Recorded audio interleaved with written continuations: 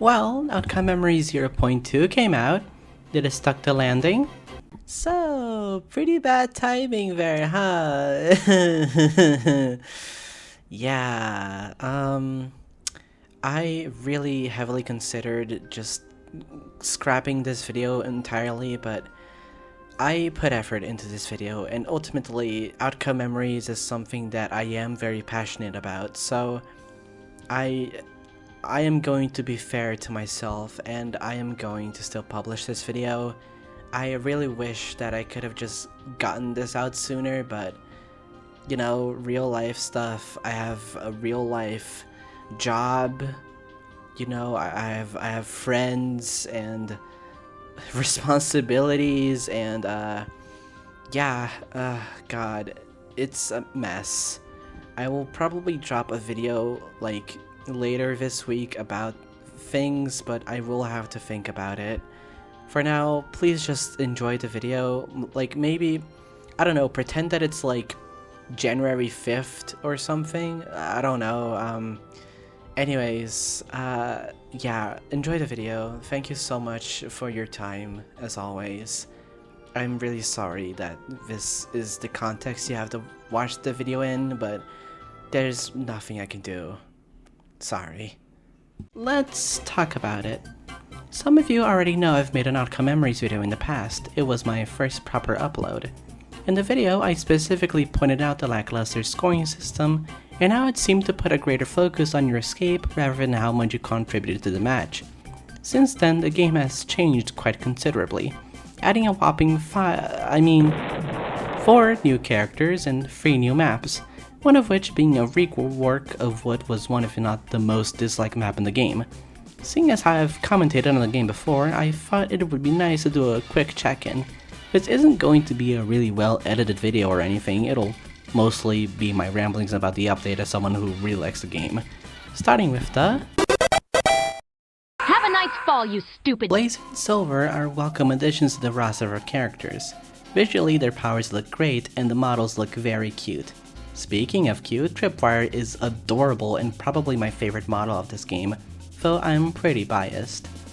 Colossus himself isn't anything too striking for me, though I will note on the wind effect that trails behind him as he uses charge. It really sells just how fast this hulking beast is sprinting. I love the new songs added to the game, but not only the solo themes but the ambiance too.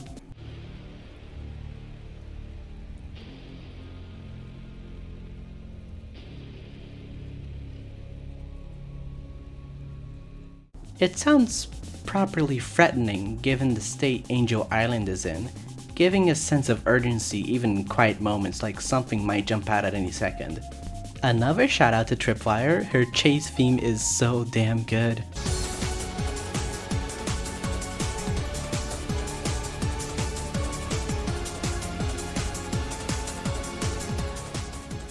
The new version of Green Hill is visually amazing and really shows off what the team can pull off with some lighting. I'll speak about this later. Angel Island is a very welcome addition that honestly had me wondering why it wasn't in the base game, as it's one of the most iconic imagery associated with Sonic.exe. Mystic Caves feels... oh wait, no, it's Darkened Caves? No, wait, it's based on... whatever. The Caves map feels properly mysterious and creepy. Though it's not my favorite map, it's still pretty good. Cream got a new model that makes her ears look better. Metal Sonic, my goat, got his animations changed and remade, and I love this emote so much, oh my god. Some slight changes to presentation go a long way in making this update feel pretty fresh, though I don't know what made it so my head sound does not work anymore.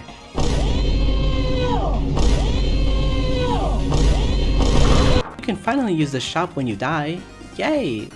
Speaking of, the new accessories added are pretty great. I loved Amy's tattoo accessories specifically for the stylish boots. There is now an even bigger gap between Sonic and everyone else when it comes to emotes.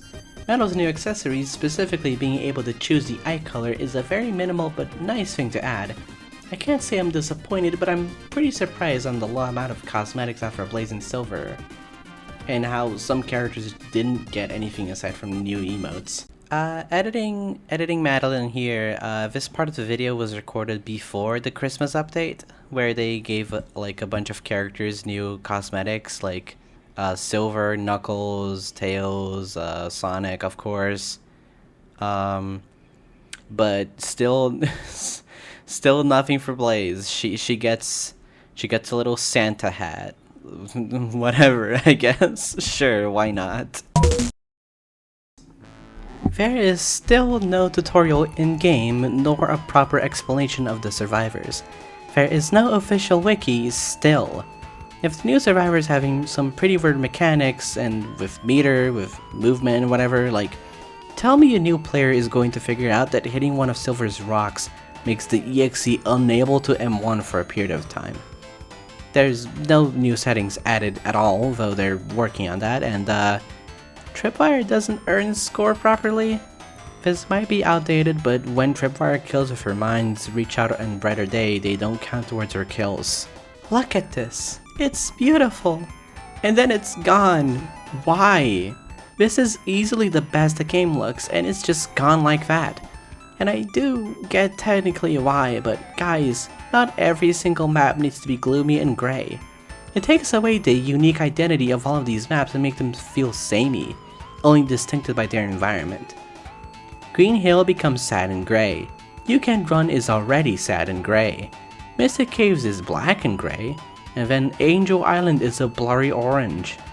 If you want to make Green Hill sad and gloomy to show the tension in having someone with killing intent in an environment that is so happy, make it gradual, like a slow, sinking feeling the more people die. 1 death and it would start to rain. 2 and a thunder strikes. 3 and the environments transform into grey hills. Just anything to keep this for longer. It's also a testament as to how nice a change of lighting is for maps. During the Halloween event, we got plenty of that, and while it wasn't ideal, I really liked the purple hills and You Can't Purple. And I think it's proof that all these maps need is a nice lighting change. You Can't Run could have red lighting since in the original .exe game the stage is stained with blood and the sky is a bloody red. And I really like it if Mystic Cave or Darkened Caves or whatever it is has some kind of purple lighting or something. The scoring system has been kept more or less the same if not completely untouched. Dying is still a heavy punishment that guts your score like a fish. I still don't like it, and it's one of the main reasons why I don't play Outcome Memories as much as I'd like.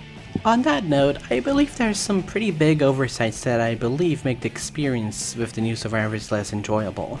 One major oversight is Blaze not earning any score for hitting her Javelin Spear or Soul Flame. And this is a pretty big problem with Silver, and really the only reason I'm not playing him. I'm sorry, but I do not want to waste up to 8 minutes of my time playing a match just so I can get an F rank. As for Blaze, I don't think I need to show you more than this to convince you. Let's start with just acknowledging that Blaze is the one thing about this game that did not get tweaked at all since launch. She remains unchanged because her game design is so damn good. If you play her well, you can become pretty much untouchable. Javelin and Soul Flame are amazing moves to keep the EXE at bay. Her roundhouse kick can double as a movement tool to reach high areas, though at the cost of her meter. She is generally amazing but not overpowered. Then there's everyone else. Colossus went from being able to pick up iframed survivors and killing off of one interaction to whatever flippant state he's in right now. Just for the record, Colossus being map dependent isn't inherently an issue. Every EXE being good in every map would be boring, and having EXEs excel in some maps isn't so much different as, per se, Tails and Cream are not perfect. The issue lies in that every new map added just isn't suited for him as they're far too big. Even in a map like You Can't Run, he becomes a victim to this really lame cream loop and Tails and Silver shenanigans. Angel Island you can make a case for being a pretty solid map for him though. He succeeds a lot on mostly flat terrain where there isn't a lot of high ground, hence why he is so good in X's Castle and bad everywhere else. He is really bad dealing with verticality, and his climbing passive that should have helped with this actually kind of doesn't. He currently has no real passive aside from his climbing, though they're working on something that seems like it reduces the time you're stunned for, which is very in character for his lore into outcome memories, and should stop Colossus from being stun locked for upwards of 15 plus seconds. Though I do hope that it lowers stun time of each stun separately.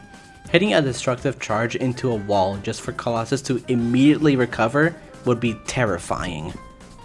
Going on to Tripwire, I do want to say that I'm heavily biased into liking her. I mean, just look at the type of girl I am. I love her so much, but she's so broken it's not even funny. Let's go in parts. Her M1 deals really low damage, but her bleed passive makes it not matter much, since it deals damage as you move, which, you know, you're always moving away from the EXE, so you're always taking damage. Using her laser, you deal 25 damage if you hit someone with it head on, which is already kind of nuts, but it leaves a damaging area, and you can move freely while using it, which is kind of a big deal because of her glide. Her only movement option and the best in the game. Got stunned and the survivor is running away? Just double tap that spacebar, hold it, and they're suddenly helpless. Only for 1,999.799, you too can use Reach Out to secure the easiest kill of your life and plant mines that will lobotomize the survivors with only a 3-second cooldown. For being the cheapest EXE out currently and being treated mostly as a side piece of the update and where, let's be honest, Colossus is the main draw of 0.2, though Fleetway was arguably more hyped up before he got his legs broken and ice poked in, she is incredibly strong in every aspect. Oh, I almost forgot you. You know, I can tell that this was meant to be a support, but it's hard to tell. Sure, you could use a suspension to help others stun, or you could just chuck the EXE far below. You could use these rocks when the EXE is near, or you could just not at all. And come on, Silver's time rewind is perfect for looping, and so is his flight. People are not kidding when they say that he's this version's Eggman. When they did try to balance this guy, they made his flight damn near unusable, and reverted it hours later. I don't really know what to say about this guy, he just seems like everything a killer hates in an ASIM game, bundled into one white hedgehog. Annoying tools, annoying synergy, annoying movement. Anything I'd say to balance these guys would feel odd in one way or another. Colossus lacks a passive currently, which makes him feel very bullyable. His speed passive from release made it so that he could catch up quickly to survivors that stunned him, but with this removed, he just gets socked around for 6 or so minutes. While he does have his block, it leaves him open for literally anything else. And while Colossus' entire deal is being a bruiser character, a character focused on damage, dying or being down from a small mistake simply feels unfun on the survivor side. But if his tools aren't friending or don't do enough, it feels bad for the executioner. The hardest part of an asymmetrical balance is that something has to be fun and engaging for both parties. A killer being too strong makes the survivors feel like they have little to no options, or that their options do feel weak, and the killer will eventually get bored of winning games for free. Dare I say, this is the current problem with Tripwire and Silver. Tripwire, for her part, feels like if you're in a chase against her, you're almost guaranteed to die, whether it be from her bleed, reach out, or laser. Even if you stun, she can catch up far too quickly with her glide. As for Silver, playing him as a survivalist will be absolute torture for the EXE. His flight paired with suspension and time rewind makes Silver really annoying to deal with. Unless you're playing Tripwire. I really don't envy the position of these developers trying to juggle all of this, and people have been very harsh about it. While I do joke, anything I say is not said with the intent to harm anyone on the dev team, and it's really quite gross to see so many people bash these developers with hate instead of actual criticism. This has honestly bothered me ever since I saw the response to Break Free and Field of Fury being removed, and it's something that has persisted through controversy after controversy. Please, Give these people a bit of a break and instead give your actual earnest ideas on how to improve in the future.